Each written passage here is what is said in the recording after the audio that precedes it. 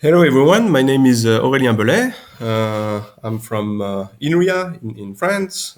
Thanks a lot for the organizers for inviting me for a talk. This is the first time I give a talk in video, so let's hope it works nicely. So I'm a researcher in machine learning, so this is going to be a machine learning talk, but I'm going to be presenting some work towards doing machine learning in a fully decentralized setting. So essentially from user devices, and where we try to learn models that are more personalized to each device. So this includes work with several people from University of Lille, from INRIA, EPFL, and the University of Saint-Etienne. All right, so nowadays, of course, these connected devices are spreading rapidly, and they are very tied to their user. And so they collect increasingly personal data about them. So you can think of course, browsing logs, health data, speech data, accelerometer, geolocation, and so on. So on the one hand, this data is essentially an opportunity to provide better personalized services to users. But at the same time, it's also a potential threat to their privacy because this data can be very sensitive and is very close to the users. So a first step to try and reconcile those two aspects is to keep and process the data on the user device instead of essentially centralizing this data to some server. So we're going to be doing some machine learning on the edge, and people often meant two different possible things by that. It can be about inference on the edge. So in this case, you don't train the machine learning model on the edge. It's already pre-trained. Maybe it has been trained with some proxy data on the cloud. And then this model is pushed to the user devices. And the goal is then to use the model locally on device to make predictions for the user. Okay, so the challenge in inference is more about being able to perform efficient and accurate on-device predictions. This talk is going to be about the training on the edge aspect. So in this case, we want to train a model on the data of many devices by keeping the data on each device. Okay, and so the challenge becomes more about being able to design training algorithm that will naturally scale to this large-scale distributed setting, scale to a large number of devices, make sure that there's not too much communication going on, and so on. Okay, so this is going to be the focus of this talk.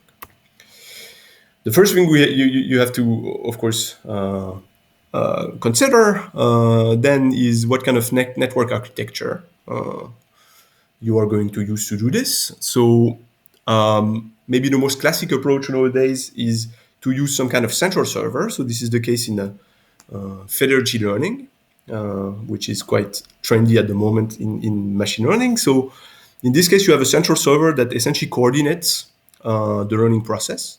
So the data stays at each user device, but the user device will exchange messages only with the server in some kind of iterative process for learning the model. Like the central server will initialize the model, send it to the devices. The devices will compute an update based on their local data and send it to the central server, which will aggregate these updates, something like that. Okay. So of course, having a central server to coordinate things is useful. I mean, it simplifies a lot the algorithm design, but it has drawbacks. And in particular, it is a single point of failure in the whole system. But also it becomes quickly a bottleneck when the number of user devices is large, essentially because all communication needs to go through this server. Okay.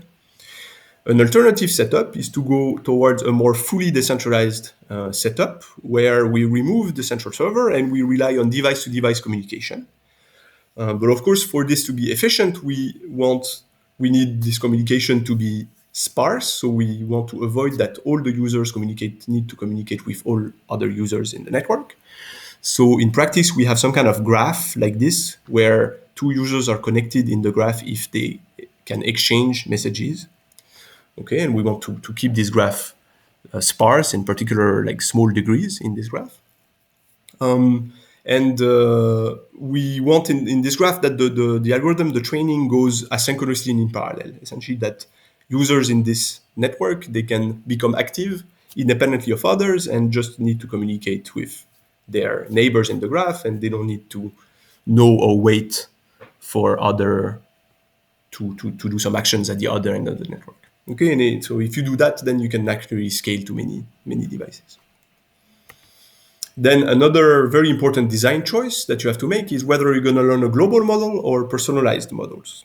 So a global model, what I mean by this here is that you, in this case, you try to learn the same model for all the devices. So the model that you learn will be the same for everybody. It will be the same model that makes predictions for all users, okay, in a kind of one-size-fits-all manner.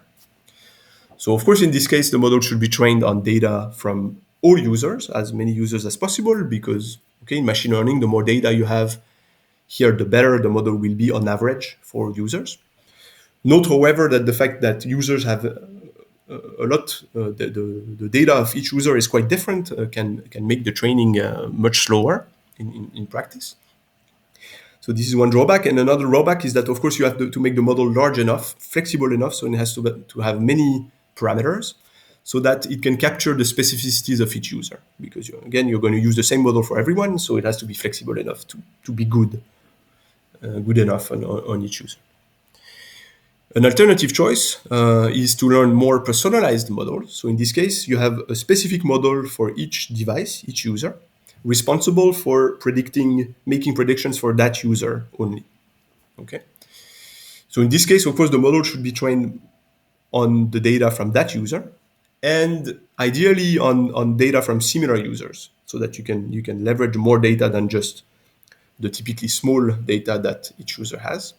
Of course, finding which users are similar and could share relevant information is typically not so easy. Okay. The good thing, though, is that then you can imagine having much smaller models because they are personalized. Again, they are only responsible for making good predictions for one user. So you can imagine that they can be much more small, okay, have much smaller number of parameters, which is also good in terms of training those models because it typically is going to reduce a lot the communication costs because you're going to exchange model parameters on the network. And so if you have less parameters, you have less communication. All right, so our approach is going to be to learn such personalized models in a fully decentralized setting, so without a central server that coordinates the process. And so we're going to essentially we're going to learn who to communicate with automatically by inferring a graph of similarities between users. And we're going to use this graph of similarity to learn good personalized models over this graph in a collaborative manner. And the way we're going to do this is optimize both the models and the graph in a joint manner by alternating between the two. Okay. All right, so this was a little bit giving the high-level view. Let's now go into more specifics and in particular some notation. So this is going to be, we're going to have a set of users, okay, like I mentioned, or user devices and users. They're going to share, so they want to do machine learning jointly, okay, in a collaborative way. So we assume that they agree on some common feature space. So all the data points from all users, they are described by the same features. And they also have the same label space. Okay, so if it's classification, this is the classes that you want to classify the data points into. Okay, so we assume that this thing is also shared with everybody. And this is going to be supervised learning, right? So the goal will be to predict the label Y from the feature X of a data point. Then each user, this is going to be machine learning. So each user has local training data, which is essentially its personal data. So these are pairs of XY, okay, features and labels. And of course, not all users have the same amount of data. In practice, in many applications, some users are more active than others and so on. And so this size of the local training data set varies across users. Okay, so here the notation is MI. This is the number of data points of user I. And then each user is interested in learning a model that will be good at predicting its future local data, make predictions for himself, essentially, or herself, okay? Because we are in this personalized model setup. And so, as common in machine learning here, I'm not going to specify a specific family of models, but we're going to keep things abstract. And I'm just going to say that models are parameterized by some parameter vector theta or theta high here. This is a vector in RP. And you can think of this as, let's say, the parameters of a linear models, or you can think of this as the weights of a deep neural networks. Okay, it can be anything essentially, but it has to have parameters. And then we're going to define here a baseline. So we want to do collaborative learning, but of course, a simple baseline is to not collaborate at all, and each user just learning on its own based on its own data. Okay, so how do you do that in machine learning? Typically, you would define some local loss, Li, which is essentially measures how good is a model theta on the data set of the user. And typically you make this differentiable so that you can optimize this by gradient descent or stochastic gradient descent. Okay, and so in isolation, in principle, each user can just learn a purely local model in this way by just looking at its own data and trying to find a model that works best on this data. This gives a baseline. Of course, our goal is to improve upon that, okay? Because typically, if everybody learns in isolation, models will typically generalize quite poorly because users don't have so much data in practice.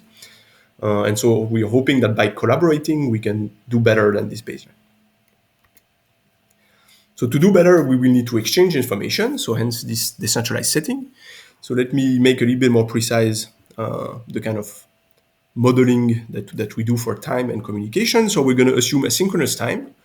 So essentially, the idea behind asynchronous time is that each user has its own clock and wakes up, becomes active randomly at some times, and this happens asynchronously and in parallel. Okay, so each user sort of become active at various parts of the network. They don't need to wait for one another, and so this is going to ensure that things can scale nicely. And we're just going to use for convenience still a global counter T, which denotes the Tth activation of a user in the network, but this counter T is going to be unknown to the users. Okay, this is just for spelling out our algorithm, but the users won't need to know how many other users have become active so far or anything like that.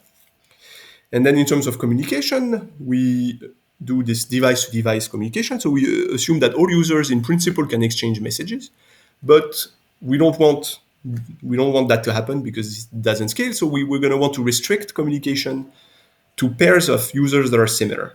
Okay, so that we only exchange information between users that can actually benefit from one another. Okay, but of course we will need to discover this structure of similarity, and so we're going to model this by this collaboration graph, which is a weighted graph of over users, and there is a weight on each edge, Wij, which specifies how similar the learning task of user I and user J are. Okay, so the bigger this Wij, the more similar are users I and J. Okay, and we're gonna again learn that. Okay, so now this is maybe just the joint formulation. So it looks a bit technical, but I will explain the intuitions. You'll see it's quite intuitive. So here what I do is now I want to define a joint optimization problem, a global optimization problem, which defines the ideal solutions for the models and the graph that I want to learn. And then I will show in a second step how to optimize that in a decentralized manner. Okay, but for now, let's just look at how we formulate the problem, essentially. We want to learn personalized models. So this is a big matrix theta, n times p. Okay, you have a p-dimensional vector of parameters for each user. And then graph weights, this is a vector with as many entries as there are pairs of users.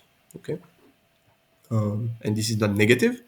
And what we want is learn jointly the models and the graph to minimize some objective function. Okay, and this objective function has two main terms here that I've highlighted in blue and red. So let's try to explain what's going on. So the blue term is very intuitive. Let's forget about the weighting here, the DI and CI. Let's forget for now about it.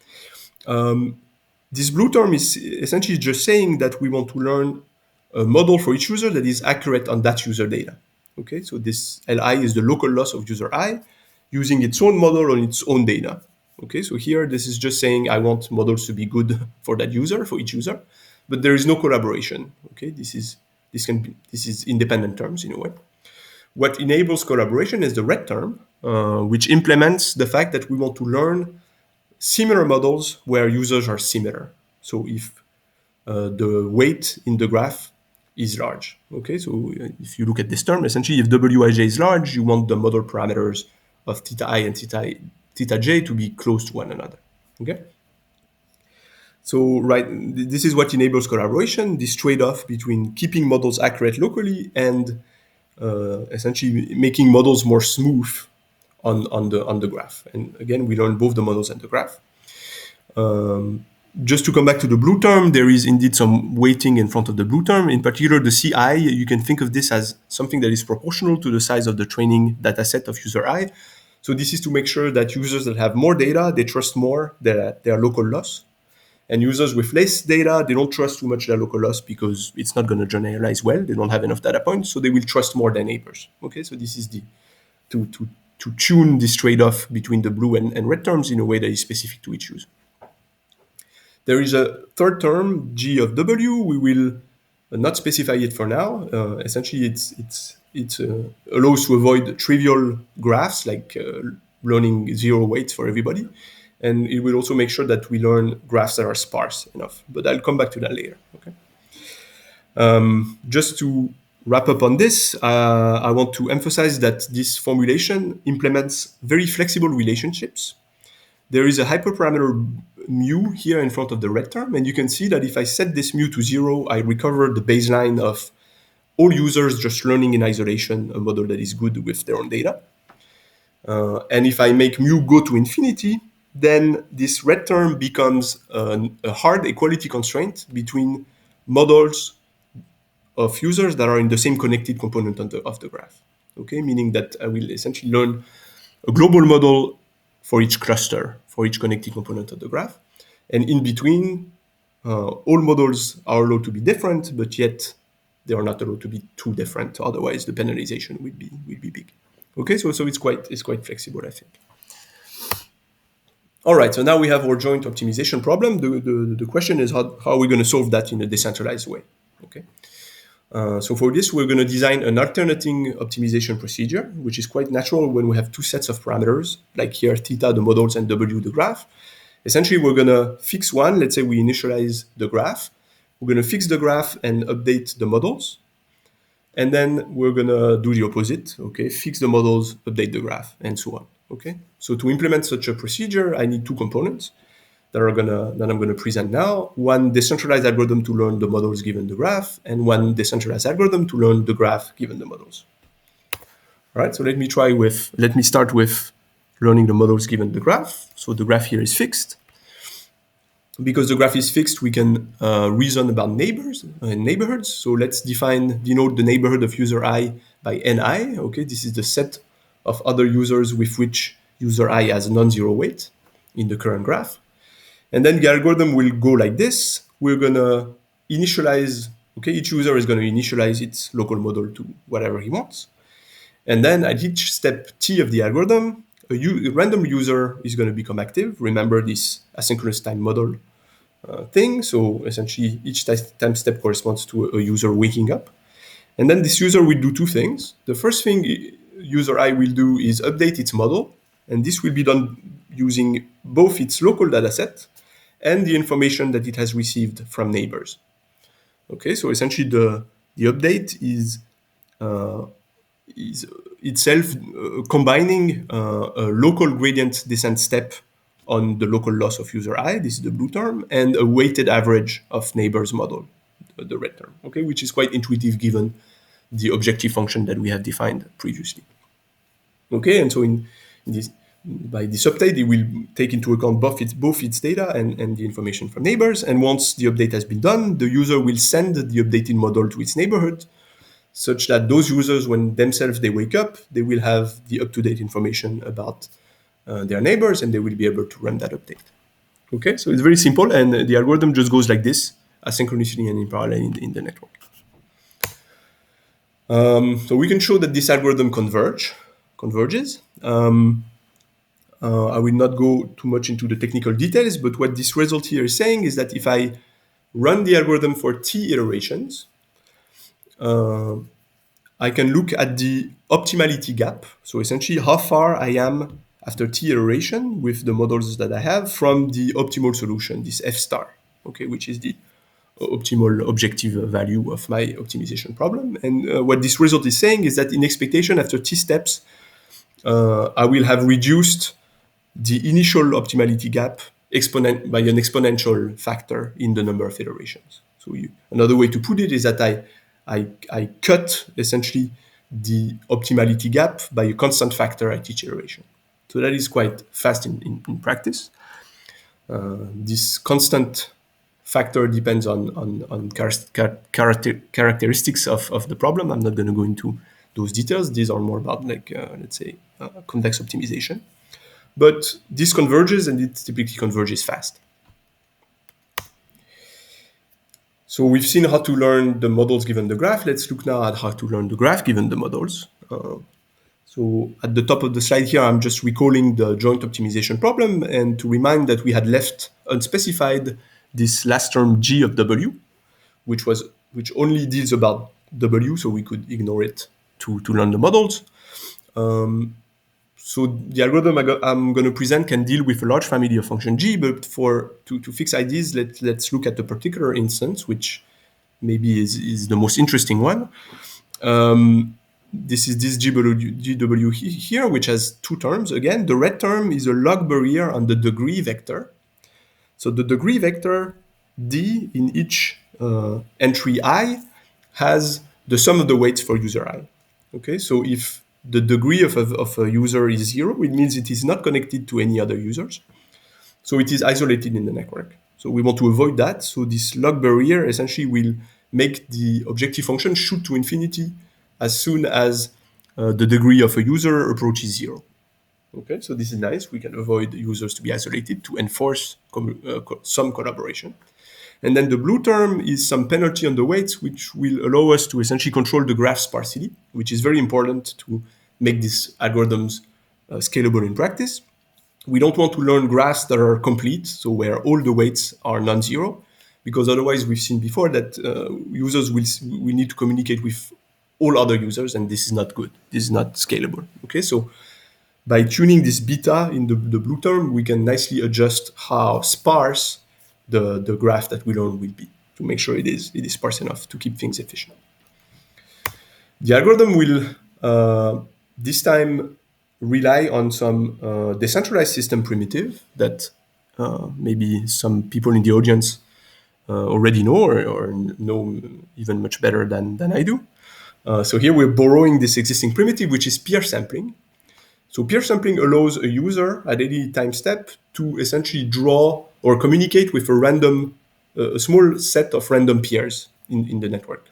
Okay, so this is going to be convenient to be able to update these weights because if we want to discover new similar users that we haven't seen before, we need to be able to communicate with new people essentially in the network. So this peer sampling primitive can be implemented in a decentralized way.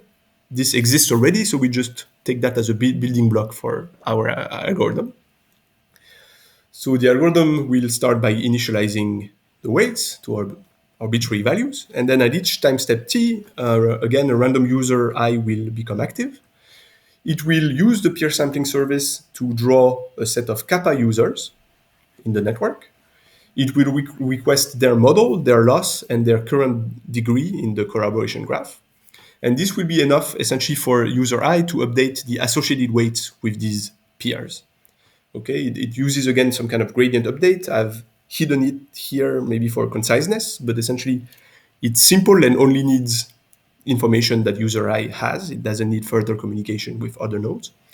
And then because the weights are shared, each weight is shared between two users, the user will notify each associated user that their weight has been updated.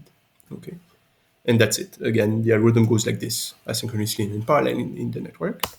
We can again show some convergence rate, which has similar form as before, this sort of exponential convergence in the number of iterations, where the constant this time depends explicitly on kappa. So how many random users each user essentially queries at each iteration. And so this essentially allows us to trade off between communication cost and convergence speed. If kappa is bigger, I will converge faster, but each user needs to communicate with more people at each step. So we can use this kappa to trade off. the way we want between those two things. We have extensions that I'm not going to cover in this talk, but you are welcome to ask me questions about it or check the relevant papers. So we have approach to reduce even further the communication by essentially avoiding to transmit all the p-dimensional vector representing models at each step. And then we also have methods to enforce formal privacy guarantees. So making sure that all this information that the user shares, like this sequence of model parameters, doesn't give away too much information about the raw data that these model updates are computed from. Okay, and so we have a version of the algorithm that has formal differential privacy guarantees, where you essentially each user adds a bit of random noise to their update to make sure that it hides the critical information. Okay, I want to show quickly some numerical experiments. The first one is on synthetic data. It's more like a proof of concept, where we have generated data distributions. We have designed data distributions for a bunch of users. So here we have 100 users, and the way we have designed the data distributions make users sort of have some kind of ground cluster structure. Okay, so you can see on the left that we have like 4 clusters of different size, and essentially all the users that are in the same cluster, they have similar data distribution, similar models, not the same, but similar enough. Okay, and what we hope is that without knowing this structure, but only by having each user having a small number of samples from their data distribution, by using our algorithm, we can recover this structure. And so essentially this is what happens. So I'm showing the graph that we learned on the right, where we can see the 4 clusters. Of course, they are not perfect, as you can see also in the matrix on the left, on the bottom. But okay, we essentially recover approximately this ground truth structure, which is nice. And the models that we learn, the personalized models that we learn on top of that, essentially are essentially almost as accurate as the ones that we get by having directly the ground truth similarity structure. Okay, so this shows that for such a case, which is not so easy because we have different clusters with different size, and, we are able to nicely recover something that looks like the ground truth. Then we have real data sets, which are naturally collected at the user device level. So for example, the first data set here in the table is an activity recognition data set on smartphones. So there is sensors on smartphones, and you need to recognize the activity that the user is doing.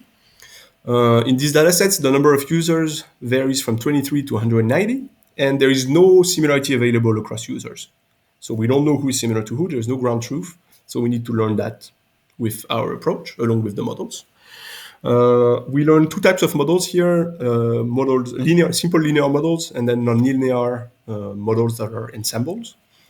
And essentially, we have 2 baselines each time. So if you look at the first 3 columns, this is for learning linear models. Ours lean is our approach. Local lean is where each user learns its own local model in isolation. Okay, this simple, purely local baseline. And then global lean is an approach where we learn a global linear model for everybody in the network by using all the user data combined. Okay, and this is the same on the 3 columns on the right for these nonlinear models. And essentially what we show is that we can clearly outperform both of these baselines, both learning models independently for each user or learning just the same model for everyone. And so this shows that in practice, our way of modeling the problem and our algorithm indeed can lead to better trade-offs than these 2 previously existent alternatives. That's it. I'm going to stop here. Thank you for your attention. Please ask questions on the workshop Slack. I will try to answer those. I'm also happy to discuss future work. And thanks again.